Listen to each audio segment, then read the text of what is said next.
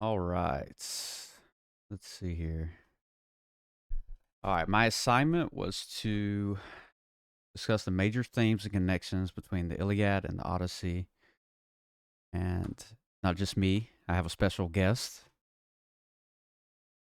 Hello, my name is AJ. I'm a good friend of Dylan here. Nice, AJ. Appreciate you being here. Uh, so let's talk about it real quick. I did write down some themes that I thought were worthy enough to be mentioned. Let's talk about vengeance, right? So in the Iliad, we talk about Achilles. He kills Hector for killing his friend Patroclus. I mean, wouldn't that piss you off? You know what I mean? That happened. Yeah, of course. Yeah. Um, I think the reoccurring theme of vengeance is very important because of how it pertains to both stories, uh, mortally and non-mortally.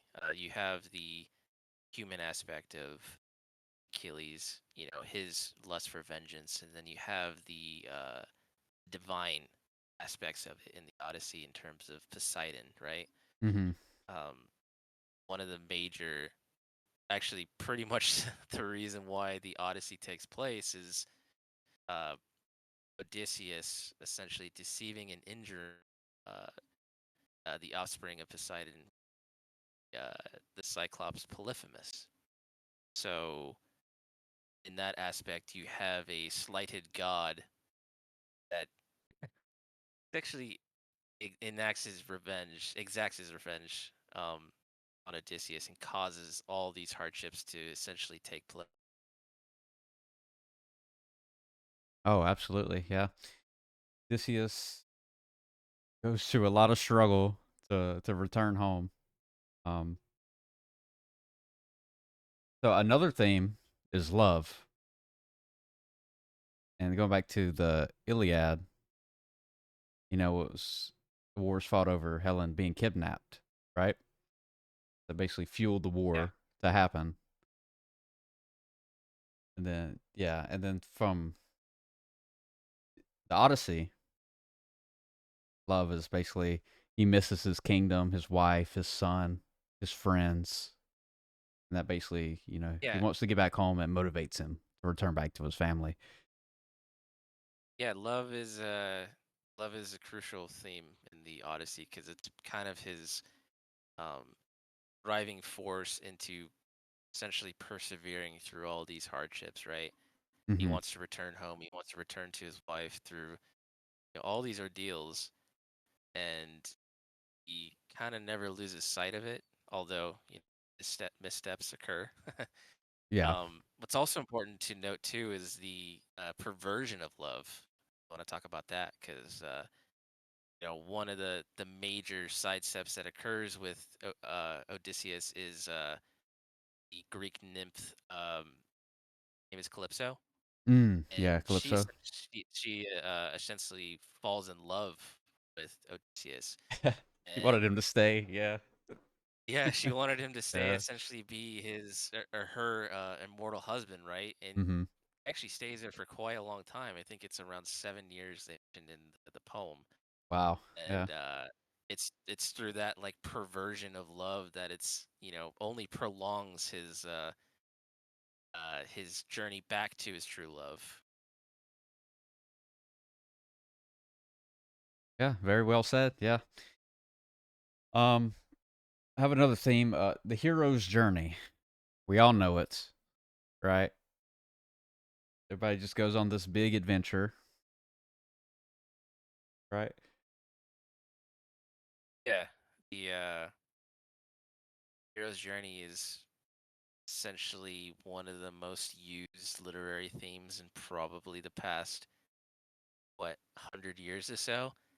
Mm-hmm. I mean, you think about just about every single piece of modern uh, pop culture mediums, whether you have books, you have movies, you have TV shows, you have video games, you have Yeah. comic books. They all have. prime examples of the hero's journey, and Odysseus is essentially gained through his whole journey is a kind of a prime example of the hero's journey in itself. Mm-hmm. I know we did touch on something earlier. Talk about the vengeance theme when we mentioned Poseidon. Mhm. You know, basically attacking Odysseus and whatnot. So I did put divine intervention down.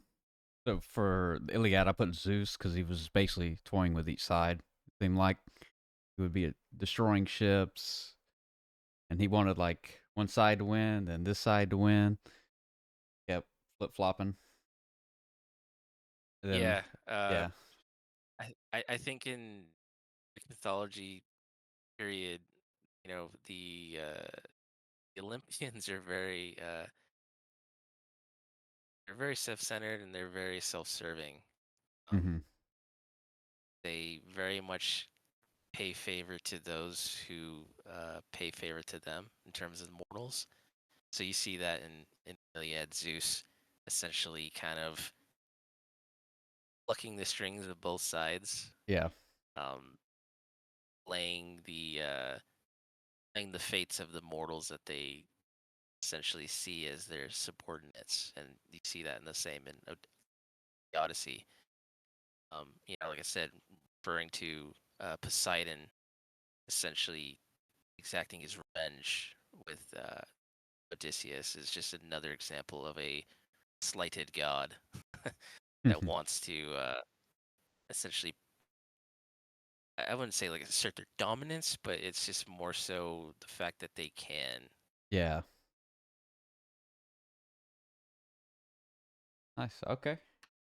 Yeah, that's pretty much all the themes we came up with um between the Iliad and the Odyssey, connections we made, and yeah, Yeah, that's pretty much. there's I would say there's numerous, Yeah, yeah, yeah.